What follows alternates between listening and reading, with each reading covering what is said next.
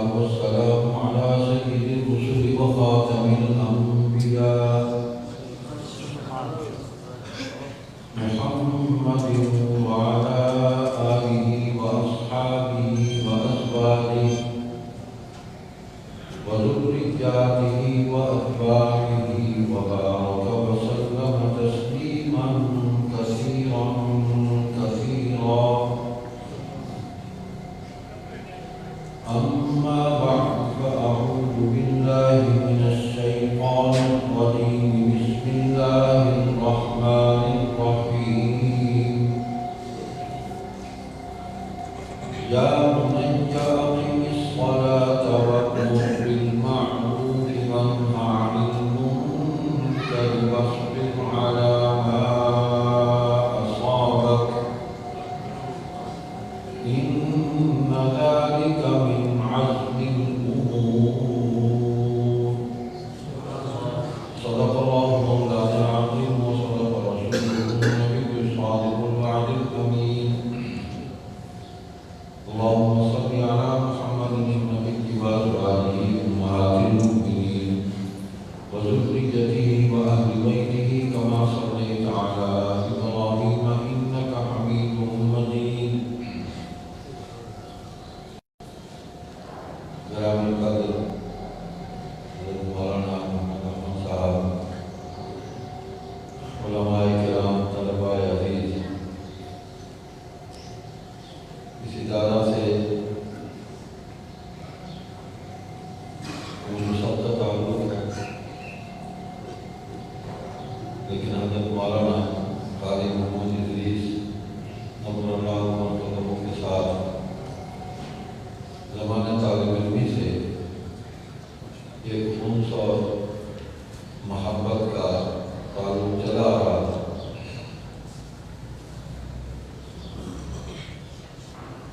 ہماری لڑکپن کی عمر تھی اور حضرت کتابیں پڑھ رہے تھے شاید مدارس میں، اور وہیں پر میرا رہائش بھی ہماری وہی تھی۔ صبح و شام ان کو کتابیں اٹھائے درسگاہ میں آتے جاتے ہم دیکھتے، جیسے جیسے مختلف اساتذہ کرام کے اسباق ہوتے، وہ ایک درسگاہ سے دوسری درسگاہ دوسری تیسری میں ان کو آتا جاتا دیکھتے، اور سب سے آخر میں اپنے استاد اور مشرق حضرت مولانا قاری رحیم بخش پانیپتی نور اللہ مرتضی، ان کے پاس حاضری ہوتی ان کی، وہ اپنی منزل سنا کے چلے جاتے ہیں۔ اس طرح معلوم بھی ان کو آتے جاتے دیکھتے۔ بعض لوگ اپنے تقویٰ کی وجہ سے، اعمال صالحہ کی وجہ سے بہت ہی اچھے اور بھلے لگتے تھے، اور ان میں حضرت قاری صاحب قاری محمد ادریس رحمۃ اللہ علیہ نمایاں تھے۔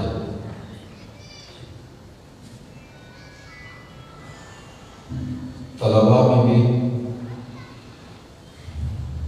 ہر قسم کے لوگ ہوتے ہیں، ہمارے گرد بھی ہوتے ہیں، کچھ درمیانے ہوتے ہیں، اور کچھ اپنے اساتذہ سے بہت زیادہ قریب ہونے کی وجہ سے، فرمانبرداری کرنے کی وجہ سے زیادہ فیض پا جاتے ہیں، اور وہ فیض ان کی زندگی میں جھلکتا ہوا نظر آتا ہے۔ تو حضرت قاری صاحب رحمۃ اللہ علیہ ان لوگوں میں سے تھے کہ جن کی طالب علمی کی زندگی میں بھی اپنے عظیم اساتذہ ان کے فیض اور ان کے اعمال صالحہ کی جھلک جو ہے انہیں نظر آتی تھی۔ اتباع سنت سب سے بڑی نعمت ہے، اور ایمان کا سب سے مضبوط اظہار ہے۔ قاری صاحب کو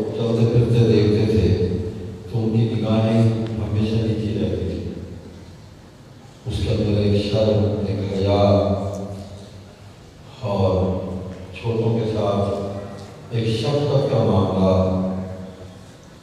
جب کبھی آمنا سامنا ہوتا تو ہم سلام کرتے تو بس ایک ہی دفعہ دیکھتے، پھر ان کی نگاہ جھک جاتی تھی اور بہت ہی شفقت سے پیش آتے اور روایہ کلمات سے نوازتے۔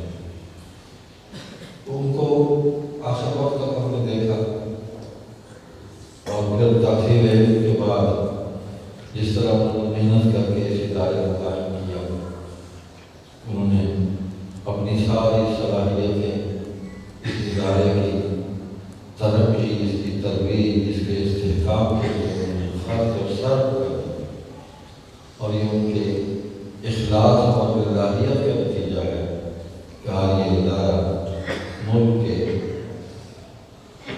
معروف اداروں میں سے ایک ادارہ اور ایک معیاری مدرسہ ہے۔ یہاں سے آپ نے دیکھا کہ بہت سارے ہمارے طلباء جو وہ نمایاں مقام حاصل کر کے آگے بڑھے ہیں اور اپنی زندگی کے اندر آ گئے ہیں۔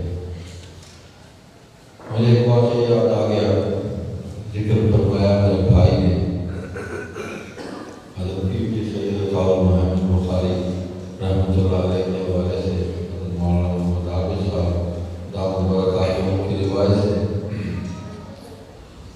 ان کا بھی بہت گہرا تعلق تھا مدینہ طیبہ میں، اور حضرت شیخ الحدیث مولانا محمد زکریا نبر اللہ مرحبا کی خانقاہ میں مستقل حضرت پیر جی کا بھی قیام تھا، حضرت مولانا محمد عابد صاحب دامت برکاتہ کے وہیں تھے، اور حضرت پیر جی حضرت شیخ کے آخر وقت تک ان کی خدمت میں رہے، ان کے غسل، ان کی تجدید و تکفین اور تدفین، یہ سارے مراحل میں حضرت شیخ کے ساتھ رہے۔ تو وہ سنایا کرتے تھے کہ والد ماجد حضرت امیر شریف سید احمد شاہ بخاری رحمۃ اللہ علیہ نے ایک واقعہ مجھے سنایا، اور ظاہر بات ہے کہ بزرگ جب اپنی اولادوں کو یا اساتذہ اپنے شاگردوں کو کوئی واقعہ سناتے ہیں تو اس میں کوئی نصیحت ہوتی ہے، اس میں کوئی خیر اور بھلائی ہوتی ہے۔ تو فرماتے کہ والد صاحب بتلاتے تھے کہ امرتسر میں حضرت مولانا مفتی محمد حسن رحمۃ اللہ علیہ جامعہ شرعیہ کے بانی ہیں، ان کے پاس سبق پڑھتا تھا اور دوران تعلیم ہی رات کو تقریریں بھی کیا کرتا تھا، وعظ بھی کیا کرتا تھا، اور کیفیت کچھ ایسی تھی کہ جو سبق دن کو پڑھتا اس کا اجرا جو ہے وہ رات کو نماز میں کر دیا کرتا تھا، وہی سبق سنا دیا کرتا تھا، تفسیر پڑھی، حدیث پڑھی، فقہ پڑھی، تو ان مسائل کو اپنے بعد میں بیان کر دیا کرتا تھا۔ دیر بھی ہو جاتی، بعض اوقات رات میں تاخیر سے آتا۔ تو ایک دن ایسا ہوا کہ حضرت سبق پڑھا رہے تھے اور حدیث شریف پڑھا رہے تھے، حضرت ترمذی شریف انہیں سے پڑھی جاتے تھے، تو قرات کی جو باری تھی وہ حضرت میرے شریف فرماتے ہیں کہ میری باری تھی، تو وہ فرمایا کہ عطا اللہ کی عبادت پڑھو،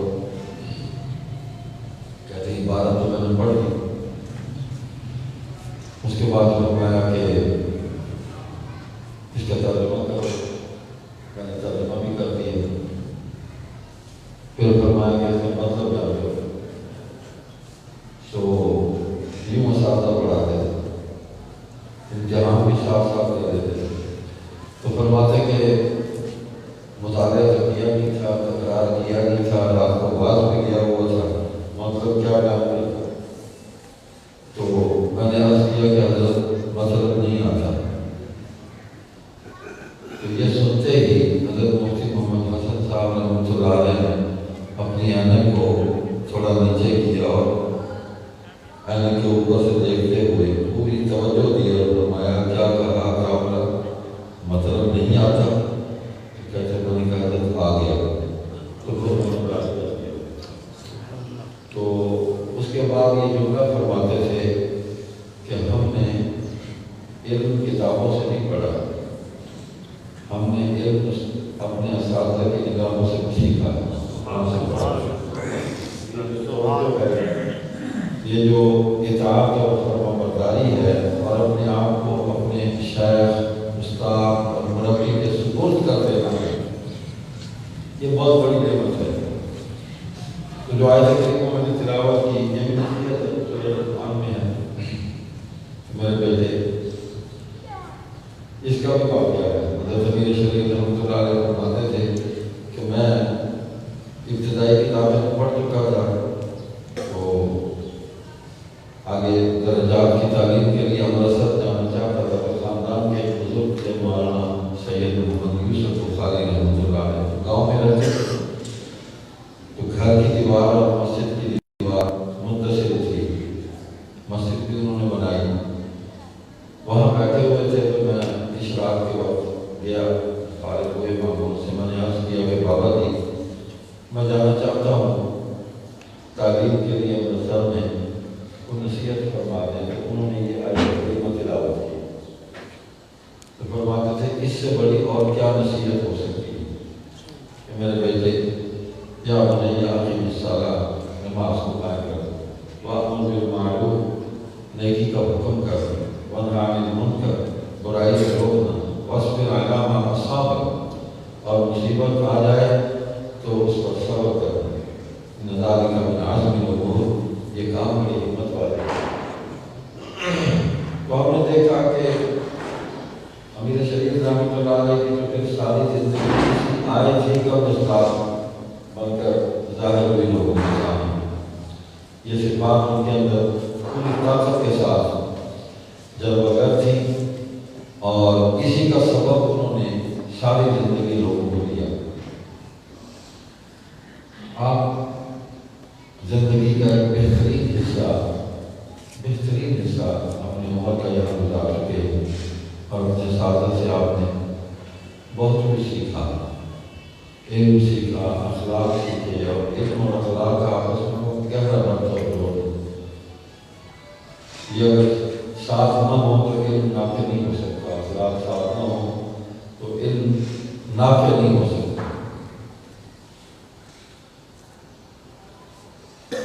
زندگی کے عملی دور کے اندر آپ داخل ہو رہے ہیں، یہاں سے جو کچھ سیکھا ہے اس کو آگے پہنچانا ہے۔ یہ حضور صلی اللہ علیہ وسلم کا حکم بھی ہے کہ جو مجھ سے سیکھا اس کو آگے پہنچاؤ، فَلْيُبَلِّغْ وَلَوْ آیَةً، فَلْيُبَلِّغْ شَاهِدُ الْغَائِبِ، جو موجود ہیں وہ ان تک پہنچائیں جو موجود نہیں ہیں۔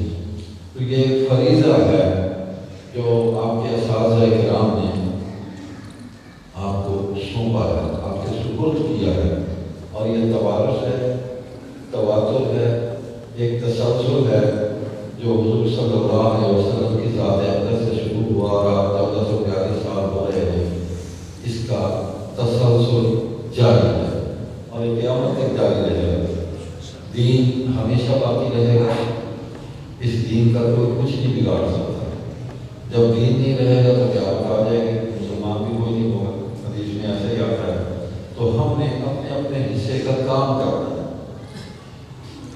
علم دین کی ترسیل کے لیے عمارات جو ہیں یہ ضروری نہیں ہے۔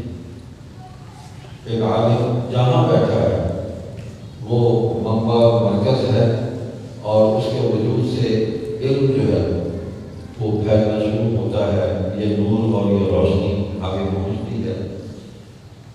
سینکڑوں ایسے علماء ہیں، اور بعض کا تو مجھے مشاہدہ بھی ہوا، دیہاتوں میں پڑے ہوئے ہیں، جد تعلیم ہے، انتہائی سادہ زندگی ہے، اور زندگی کا سامان بھی تو زیادہ نہیں رکھا ہوا ہے۔ ہمارے پاس تو بہت کچھ ہے، اللہ کا شکر ادا کرتے ہیں، اور ان نعمتوں کا ہم کو فرار نہیں کر سکتے۔ لیکن میں نے ایسے آدمی دیکھے کہ 2 جوڑے کپڑے ہیں، ایک پہنا ہوا ہے، ایک دھو کر رکھا ہوا ہے، اور غسل کرنے گئے تو جو پہنا ہوا ہے اس کو اتار کے دھو لیا، اور جو دھلا ہوا ہے اس کو پہن لیا۔ اور میں نے اس حالت کو دیکھا کہ وہ مسجد کی بیت الخلا بھی صاف کر رہا تھا، مسجد کی ساری صفائی بھی کر رہا تھا، اور پھر تیار ہو کے خطبہ جمعہ بھی دے رہا تھا، اور معمول کے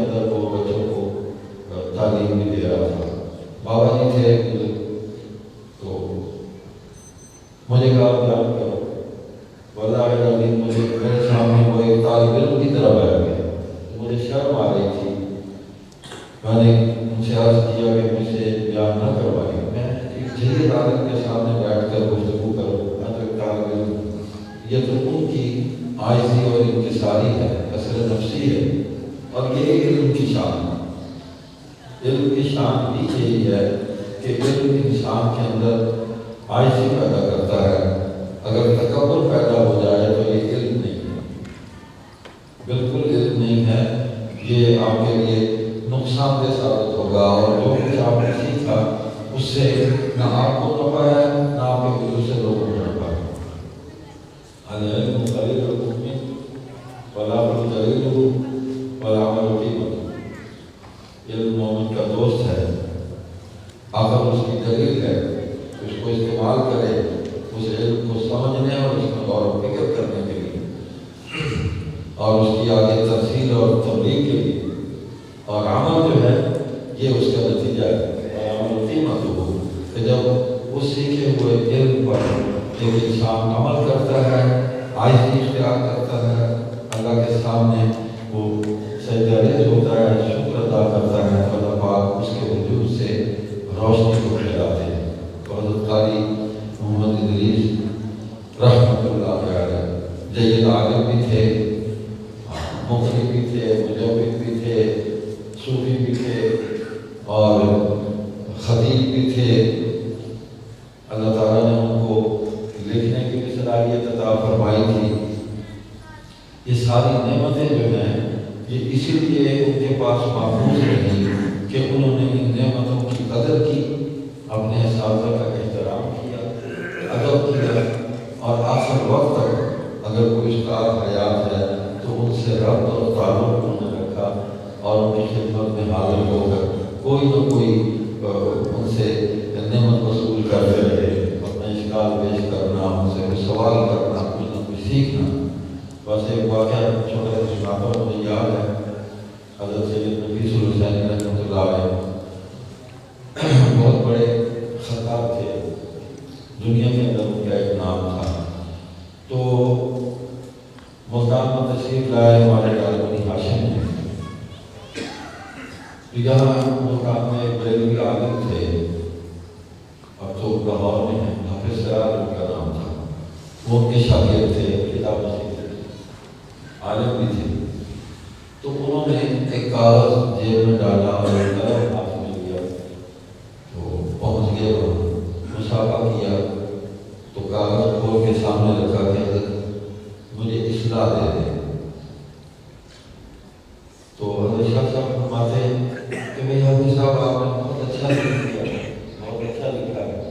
کہ نہیں حضرت اصلاح دے دیں، یا استاد اصلاح دے دیں.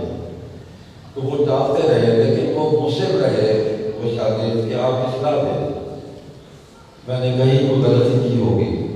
تو حضرت نفیس شاہ صاحب نے قلم دے کر ایک دو جگہ نشان لگایا کہ، اور پھر اس کے اوپر اس حرف کو ویسے لکھا کہ اس کو یوں بھی. تو اس نے اس کو توڑا اور جیب میں ڈال دیا. تو وہ آدمی بھی ایک نامور ستار بنا، جو آدمی اپنے آپ کو سب کچھ سمجھ رہے کہ بس اب میں ہی میں ہوں، خطیب الاثر ہوں، شیخ المعقول والمنقول ہوں، سب کچھ ہی میں ہوں. تو بس پھر میں رہ جاتی ہے، نعمتیں ساری دور ہو جاتی ہیں. اور جب کوئی ان نعمتوں کی قدر کرتا ہے، عاجزی اختیار کرتا ہے، تو اللہ تعالیٰ اس کو بڑا کر دیتے ہیں. تو آپ لوگ یہاں موجود ہیں، جو وقت آپ کو مل گیا اس کی قدر کریں، اور آگے اپنی زندگی میں جانا ہے تو اپنے اساتذہ کو کبھی فراموش نہ کریں. اپنی دعاؤں میں ہمیشہ ان کو یاد رکھیں. اور جو فوت ہو گئے، خصوصاً حضرت مولانا قاری محمد ادریس نور اللہ مرتضی، میری آپ سے یہ درخواست ہے کہ اپنی روزانہ کی نمازوں میں، دعاؤں میں ان کو اشارہ ثواب کیا کریں، اور اس کی قدر کریں کہ انہوں نے آپ کو اس قابل کیا کہ یہاں پہنچایا. بس اس میں صرف ایک واقعہ ہے کہ حضرت جانشین امیر شریعت مولانا سید ابو معاویہ بزرگ بخاری رحمۃ اللہ علیہ فرماتے تھے کہ میں جلال خیر مدارس